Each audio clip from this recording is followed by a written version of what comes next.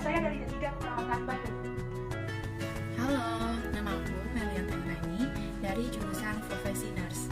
Perkenalkan, nama saya Intan Saira Nafsa dari jurusan D3 Kebidanan Bandung.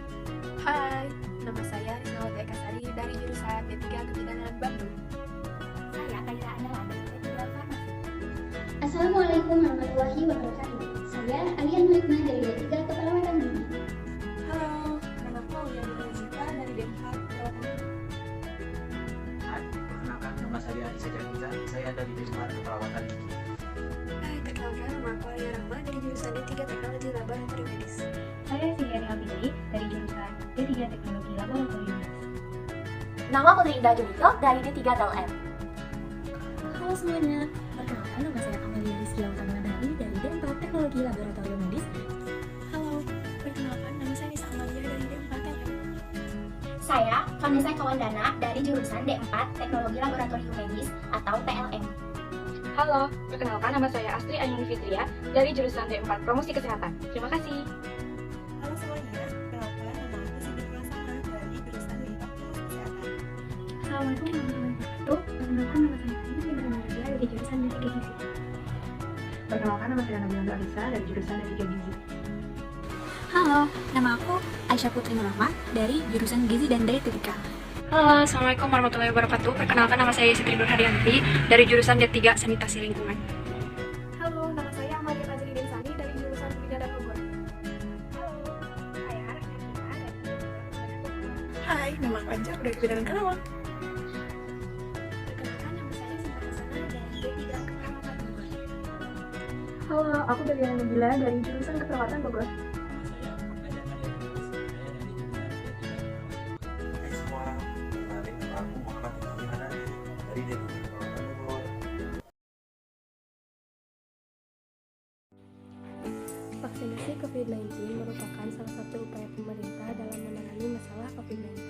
Vaksin adalah sediaan biologis atau suatu zat yang membantu tubuh untuk melawan penyakit. Manfaat vaksinasi diantaranya adalah yang pertama, menciptakan herd immunity, yang Kedua, mengurangi resiko penularan COVID. Ketika tertular COVID, gejalanya tidak terlalu berat. Ketiga, menurunkan sakit parah akibat COVID-19. Menciptakan kekebalan kelompok. Mendorong terbentuknya kekebalan kelompok atau herd immunity sehingga masyarakat memiliki kekebalan terhadap virus COVID-19. Vaksinasi bisa membantu membangun perlindungan tubuh seseorang. Vaksin Sinovac merupakan vaksin yang mengandung virus SARS-CoV-2 yang sudah tidak aktif. Vaksin AstraZeneca disebut juga nama vaksin Oxford. Vaksin ini ditujukan untuk melindungi dari COVID-19. Selanjutnya vaksin Novavax mengandung protein subuni yang dibuat khusus untuk menyerupai protein alami pada virus corona. Moderna adalah vaksin berbasis messenger RNA atau mRNA yang pertama kali dipakai di Indonesia. Vaksin Pfizer dan BioNTech adalah vaksin yang menggunakan teknologi pengembangan berbasis mRNA.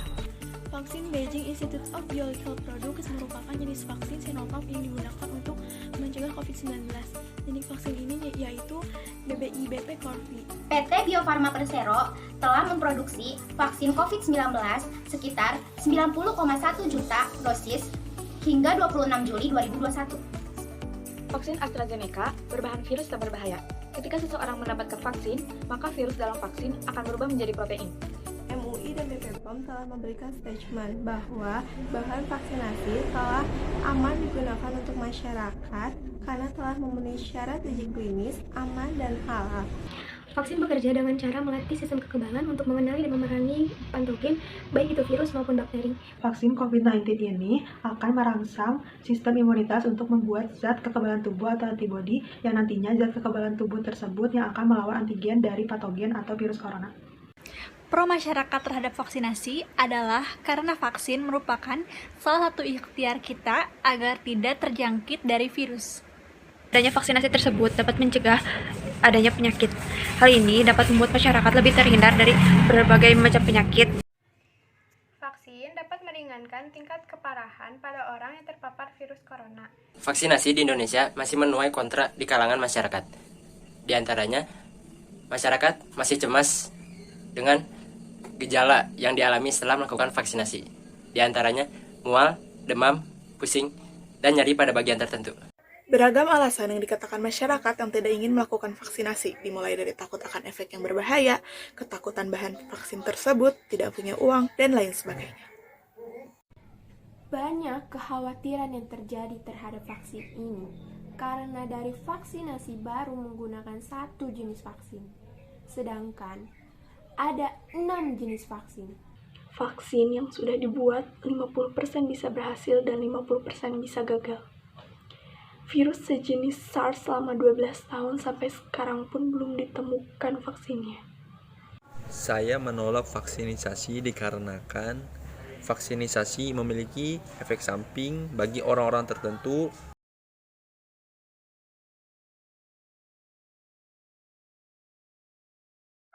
Kalian semua pasti sudah mendengar tentang coronavirus, virus yang telah melanda Tiongkok hingga dunia hanya dalam 1 bulan saja. Wuhan coronavirus, yang dinamakan WHO sebagai 2019 novel coronavirus, adalah jenis virus corona yang baru saja ditemukan dan dapat menginfeksi manusia karena kecepatannya dalam berkembang biak, walaupun pada umumnya hanya menginfeksi binatang.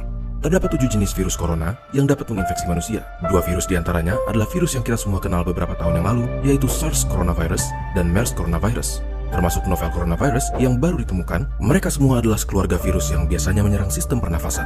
Keberadaan virus yang baru dan misterius ini menuai banyak pertanyaan, dan dengan video ini kami akan mencoba untuk menjawab sebisa mungkin untuk meredakan rasa penasaran dan kecemasan kalian.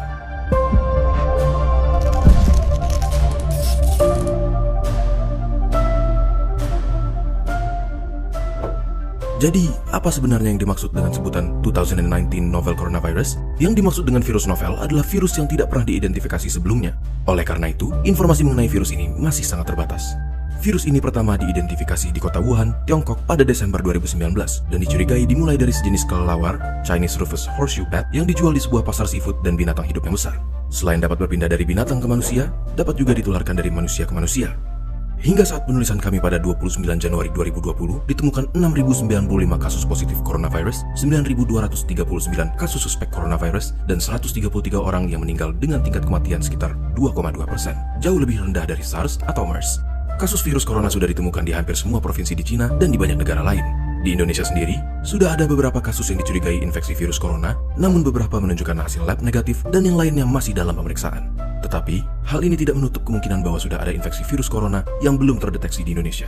Kenapa? Karena gejala biasanya muncul 2 hari sampai dengan 2 minggu dari paparan, dan orang yang terpapar dapat menyebarkan virus ini walaupun belum timbul gejala. Memangnya apa sih gejala dari infeksi virus corona yang baru ini? Virus corona dapat menginfeksi saluran pernafasan atas. Jika menginfeksi saluran pernafasan atas, gejala pada umumnya tampil seperti batuk pilek biasa dengan demam ringan yang akan sembuh dalam beberapa hari. Tetapi pada orang dengan sistem imun yang lemah, virus corona dapat menginfeksi saluran pernafasan bawah dan menyebabkan gejala lebih buruk seperti demam tinggi dan sesak nafas. Hingga sekarang, vaksin untuk penyakit ini belum ditemukan. Selain itu, tidak ada pengobatan khusus untuk membunuh atau mematikan virus corona, namun pada sebagian besar kasus, infeksi akan mereda dengan sendirinya dan gejala akan hilang, atau dengan kata lain, self-limiting, seperti batuk flu biasa, dan pasien hanya perlu obat-obatan untuk meringankan gejala. Contohnya, obat penurun panas atau antipiretik untuk demam, dan obat untuk meredakan batuk pilek. Lalu, bagaimana cara untuk mencegah penyebaran virus ini? Virus corona kemungkinan besar menyebar lewat droplet orang yang terinfeksi, yang tersebar terutama ketika mereka batuk atau bersin. Oleh karena itu, jika Anda atau seseorang di dekat Anda memiliki gejala batuk pilek, demam, atau sesak nafas, terutama jika mereka baru datang dari Cina dalam 2 minggu terakhir, kalian bisa menggunakan masker surgical dan ganti sesuai kebutuhan, sekitar 3-4 kali sehari. Tutup mulut dengan tisu saat batuk atau bersin, lalu segera buang ke tempat sampah dan cuci tangan dengan sabun atau hand sanitizer antiseptik. Sering-seringlah cuci tangan dan hindari memegang mata, hidung maupun mulut sebelum mencuci tangan. Center for Disease Control and Prevention atau CDC menghimbau untuk menghindari perjalanan ke Cina jika tidak perlu.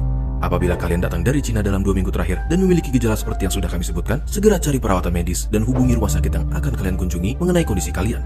Dan jangan lupa untuk memberitahukan riwayat perjalanan kalian ke Cina. Jangan lupa untuk bagikan video ini kepada mereka yang kalian sayangi supaya mereka juga tahu bagaimana cara menjaga diri dari virus corona. Jika masih ada pertanyaan kalian yang belum terjawab, kalian boleh langsung mengunjungi situs WHO, CDC, dan situs-situs sumber kami pada deskripsi video di bawah atau tanyakan kepada petugas kesehatan terdekat. Kalian juga bisa tulis di kolom komentar dan akan kami jawab semampu kami sebaik mungkin. Kalau kalian ingin memulai diskusi, jangan lupa bahwa kami sangat menghargai diskusi yang baik dan teratur. Sampai jumpa di video berikutnya dan tetap jaga keamanan kalian. Stay safe teman-teman.